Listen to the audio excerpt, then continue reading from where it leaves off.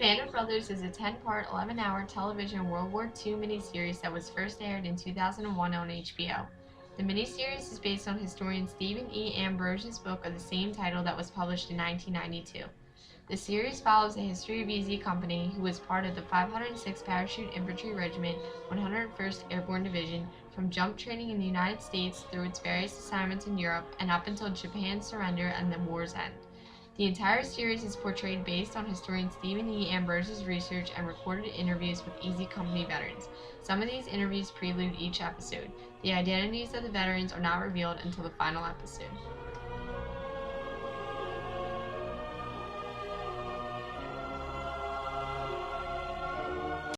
The first episode of the series opens in a pottery airfield near Aldbourne, England on June 5, 1944. E or Easy Company is preparing for Operation Overlord, the Allied invasion of Normandy. However, the men receive word that the weather conditions are not favorable and their initial air drop is postponed.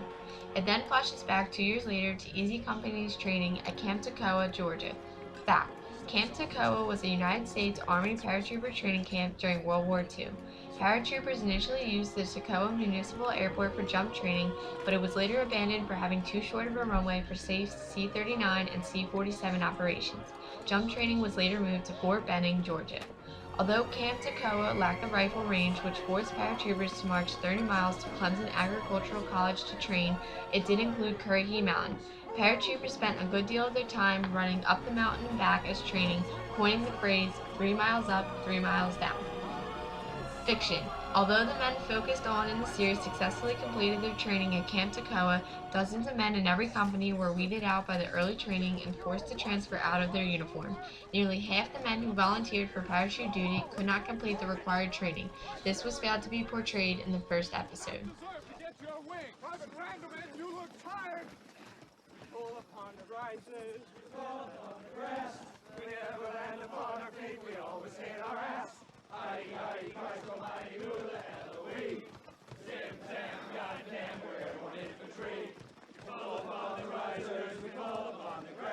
We never land. We always did our ass. Christ Almighty, who the hell are we? That goddamn railway today. The second episode of the series begins with the men airdropping into Normandy. The men quickly find out the drop has not been as orderly as they expected, as men from every company are scattered across Normandy. As Winters heads to the rallying point, he is joined by fellow soldiers on the way. Fact: shortly after their airdrop into Normandy, Winters received orders from Lieutenant Colonel Singh to take out a series of German heavy guns.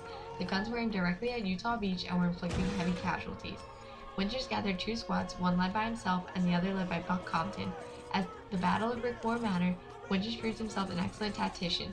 He used a small force of 12 men who were present for duty after scattering of the airdrop to take out a much larger German force in a heavy fortified position. Winters ordered the guns to be destroyed using TNT and took advantage of the German trenches to move from gun to gun. All 4 guns were destroyed before Winters' squad became under heavy fire without any further ammunition and withdrew. During this time, Winters discovered a German map that included all locations of German artillery positions in the Continent Peninsula. The battle occurred on June 6, 1944, otherwise referred to as D-Day. In the third episode, Easy Company moves into Carentan, where they have various encounters with German troops. Fact: the entire First Army, not strictly the paratroopers, use passwords using one another to communicate their presence on the battlefield and distinguish them from enemy troops. Fiction. The same passwords are carried throughout the episodes in the series.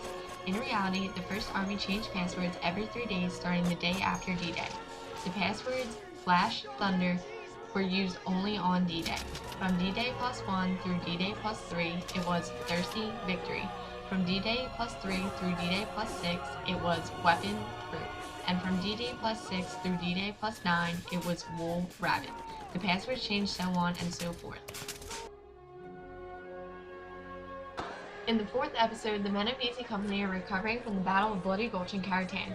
The replacements have been sent in and are getting their first taste of life at war. Operation Market Garden is then introduced to the company. Operation Market Garden called for Easy Company to parachute into Holland as part of a combined English and American force in order to liberate the city of Eindhoven and Holland as a whole. When the company arrives, they are extravagantly welcomed. Some men are uneasy as they expected more German resistance.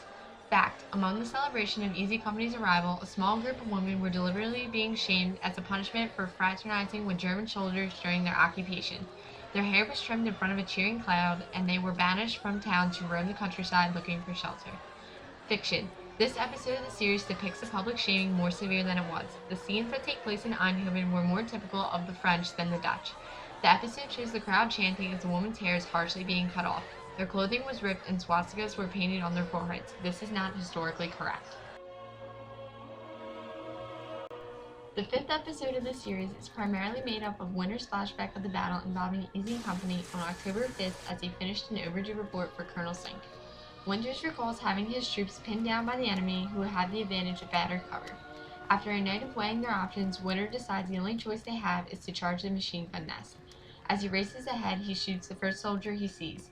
The remainder of the squad arrives moments later as they discover they've actually surprised a platoon of SS troops.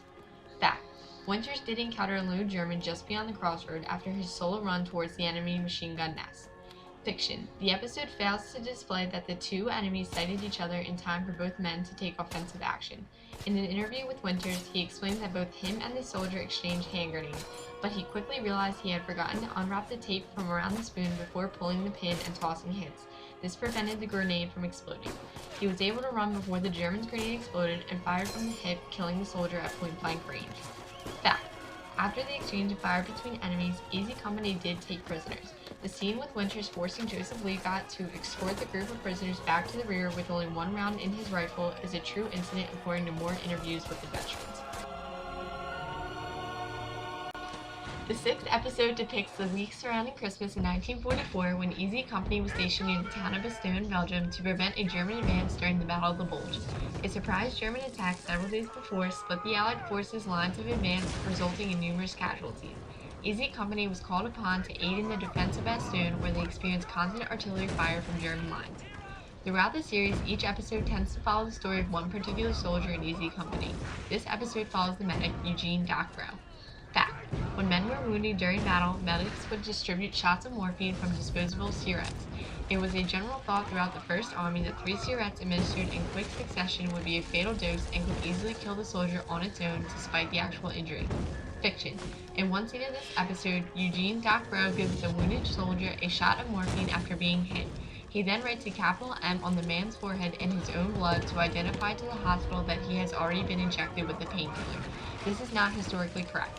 The actual practice was to pin the empty morphine cigarette to the front of the wounded man's jacket. After repelling the German forces at Bastogne during the Battle of the Bulge, Easy Company was stationed near the German-occupied village of Foy, where artillery had been taking place. When Easy Company's initial attack on Foy failed due to poor leadership of its commander, Norman Dyke, Winters ordered Spears of Dog Company to relieve Dyke of his command. Fact: Spears successfully took over the assault and led Easy Company to victory in Foy. During the battle, Dyke had ordered a platoon to go on a flanking mission around the rear of the town on their own. To countermand this order, Spears ran through the town in German lines, linked with the other soldiers, and relayed the new order. After completing this, he proceeded to run back through the German-occupied town. From this came the well-known quote, "At first the Germans didn't shoot at him. At first they couldn't believe what they were seeing."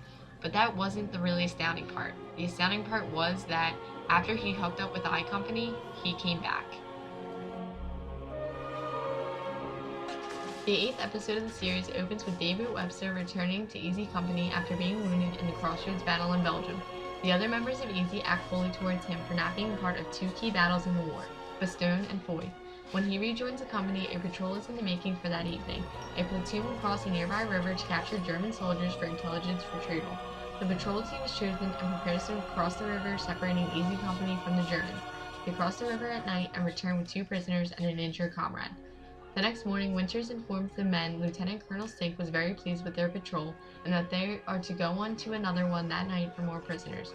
Winter meets with the men later that night to tell them they will not be going on the patrol, but they will report that they did so. According to the written accounts of David Webster, this was accurately portrayed throughout the episode.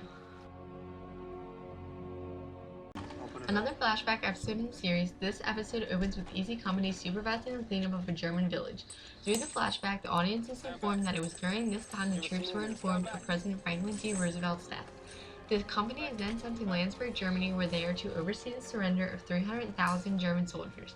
Not but shortly after, Easy Company stumbles upon a work camp. This is the first time the company sees how truly evil the Germans' intentions were. Joseph Liebgott, the company's translator, explains to the men that these are not criminals, but rather yet normal people, in particular Jews. Fact: Easy Company did discover the work camps around the same time Soviets discovered others that were much worse, such as Auschwitz. The camps were separated according to sex and filled with minorities. Fiction: the hugging that occurred between the prisoners and Easy Company in the episode did not happen. Besides the horrendous smell, the barely alive prisoners were teeming with typhus and vermin. In the 10th and final episode of Band of Brothers, Easy Company's mission in Europe has come to an end. By this point, Hitler is already dead, and all that is left is to go knocking on his front door. The Nazi Party has nothing left to do but protect Hitler's crown jewel, the Eagle's Nest. They attempt to do so by blocking off all roads, but Easy Company captures it anyway. They find a few dead Nazi officers and indulge in the extravagant collection of liquor and champagne left behind. After its capture, the company moves on to Austria, where they are newly headquartered. Fiction: the French were the first Allied troops into the Eagle's Nest at the top of Kalstein Mountain. The French were followed by all other Allied troops. In reality, there was no need for Easy Company to enter the Kalstein house with weapons at ready. It had already been secured 2 days before. The series ends with Easy Company accepting the surrender of German officers and their units. A particular scene shows a German general giving an inspirational and emotional speech to his men reflecting their brave contributions to their country during the war. The final scenes are of Easy Company playing a game of baseball when they learn Japan has surrendered and the war is officially over. And after 10 well-directed episodes, the names of the brave Easy Man veterans are revealed in their final interviews.